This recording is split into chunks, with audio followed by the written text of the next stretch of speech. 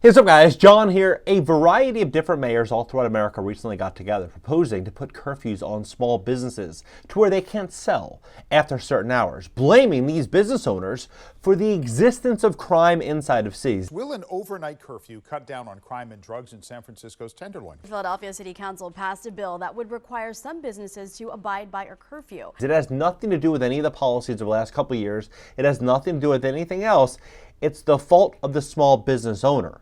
And I'm going to show you some really shocking information that I believe is going to result in a big transition inside of cities all throughout America and a really big change for all of these business owners and all of the people that own these properties. Please hit the like button, YouTube will share this content, educate more people. I mean, look at this. They just had this big meeting. Look at this. Leaders from Jackson, Mississippi, Los Angeles, Washington, D.C., Atlanta, Durham, St. Louis, and more meeting Wednesday and Thursday to talk crime and solutions. So, I mean, this is what they're saying right here. Look at this. Crimes around convenience stores. We have a lot of violence around convenience stores and gas stations. So how can we hold those business owners accountable? How can you hold the business owners accountable? The business owner is paying taxes to the city for the city to keep that city safe. The business owner is not there patrolling, a block, 2 blocks away, making sure there's no crime at night. That's not the job of the business owner. The business owner's job is to sell a product or service that the community wants more than their own money, that they're willing to trade that money in for the existence of that service or product that they're selling. Where the employees, they have a win-win relationship. Everybody in that atmosphere is winning. And the people in the neighborhood, the people working there, and the business owner, it's a great relationship for all parties. It is not the responsibility of the small business owner to do the job of the city. But when you start to look at what is unfolding, you're going to see some really big things coming, and you'll see clearly what is scheduled to happen next. Please hit the like button, YouTube will share this content, educate more people about what's really going on in our economy. And on this channel, I talk about personal finance, real estate, business, and money. I don't talk about anything else. But when you're looking at these changes that are unfolding, and you're, investing, it pays dividends to pay attention to, what's going on today so you can make smart investments that are going to benefit you tomorrow. Also, if you'd like to fix your credit to position yourself for what I believe is going to be the greatest wealth transfer in American history, we'd love to help you. At my company, GreatCreditFast.com. That's GreatCreditFast.com. If you have late payments, medical bills, charge-offs, foreclosures, bankruptcies, repossessions, or any negative item on your credit report, go to GreatCreditFast.com. Click the link in the description just below this video. Schedule a free call for tomorrow, for Friday, before the weekend. Take a look at this. So, saying that convenience stores and gas stations, right?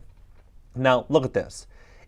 Years ago, 4 years ago, in fact, this is when it first kind of came out. People were talking about, we need to have this. We need to have it. Then you started hearing, recently saying that, Miami Beach, you need to have it because crime's out of control. And people got behind that. They're saying, yeah, we do need to have it.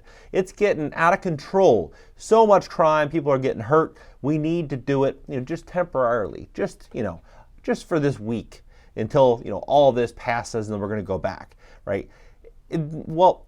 When this all kind of started, you have to realize that that wasn't the end. That was, in fact, the beginning.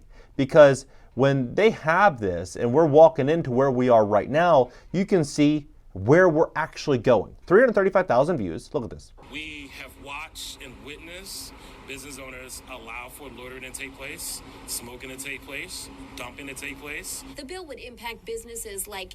So all these businesses.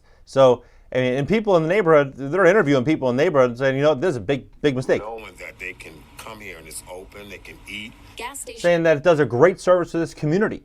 And what they're doing is going to push a lot of these business owners out of business, right? It's almost like, like they'd want them to go out of business. Look at what's happening, for example, just the mechanics in Philly, right? That's Philly right here, what I just showed you. This is also Philly. Crack down on street mechanics. They define street mechanics as people who work on cars who don't have an official shop. So now, if you're caught working on your car in the street, you could be fined or arrested. Your car could be taken, and that's absolutely crazy. You have your car. Maybe you don't have the budget, or maybe you just enjoy working on your car. I see people all the time love working on their car.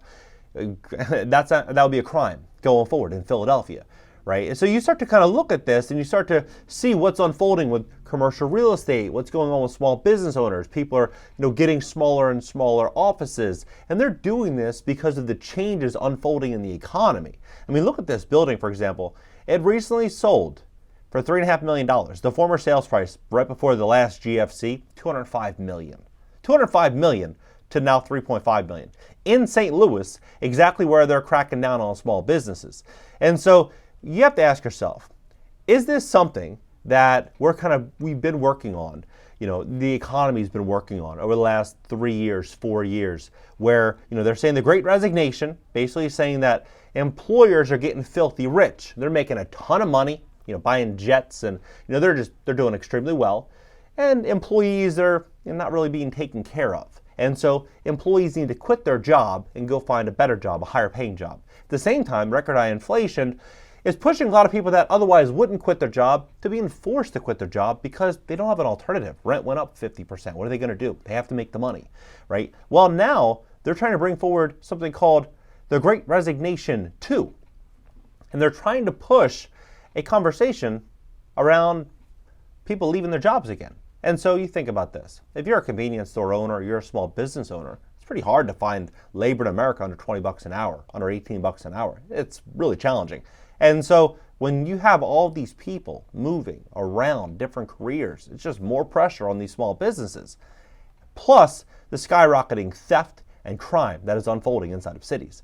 Now, what I think is happening is 4 years ago, you look at all these different cities, slashing budgets. Total $1.73 billion was cut. Austin, Baltimore, Boston, Burlington, Columbus, Denver, in 22 cities, slashing budgets. Tens of millions of dollars in most cases. New York City, $1 billion, right? And so when you start to see what's going to happen, I mean, if you're somebody that's suffering right now financially, and you see your city, people can get away with crime a lot easier, well, what are you going to do? You're going to do what you have to do to survive, right? Just like what, lions do out in the jungle.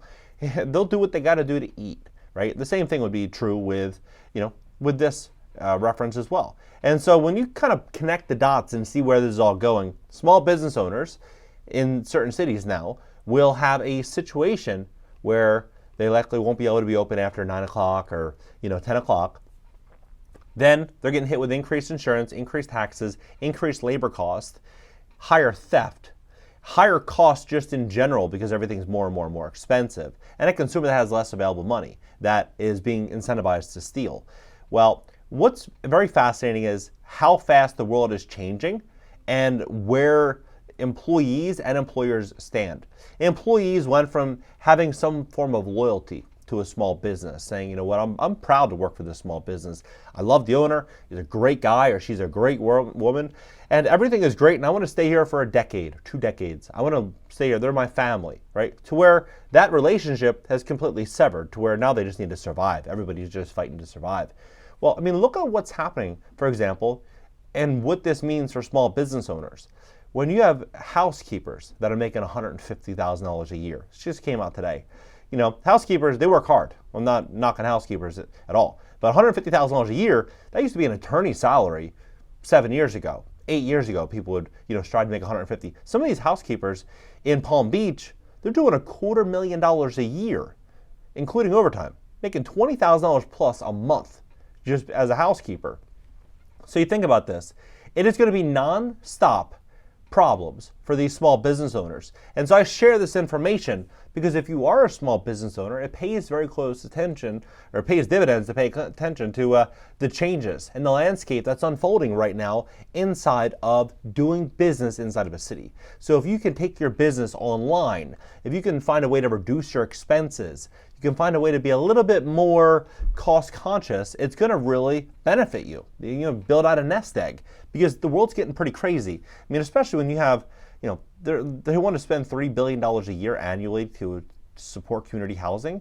But what they say here is that supporting community housing is actually spending a combined $35 billion, right here, $35 billion, to go after transit-oriented development projects, AKA The vacancy rates have reduced foot traffic to the office-adjacent economy, reducing demand at local businesses, including restaurants, dry cleaners, convenience stores, retailers, and hair salons. So they want to acquire these properties, issuing $35 billion worth of funding for developers to acquire them and to repurpose these properties for housing. And so it's very, very interesting when you couple that with the fact that 43% of small business owners presently have missed April's rent. I covered this video 3 weeks ago, saying how crazy it was.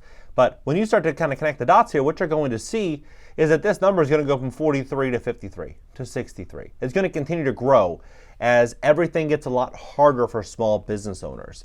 So I believe when you just look at the evidence, 70% of single family to 1 to 4 unit properties or 2 to 4 unit properties are owned by small mom and pop investors, most of which are small business owners. So when you're a small business owner inside of one of these cities with a very high regulation and a lot of headwind, what are people going to do when the world gets tougher? Well, they're going to be forced to sell. That's what they're going to do.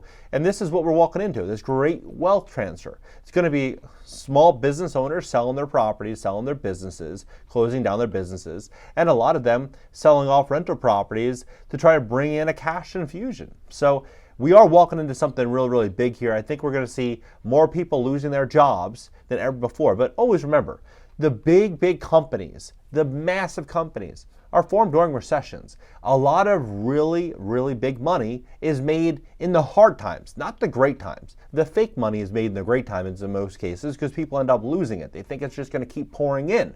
But in the hard times, that's when people really get a real temperament of what's going on.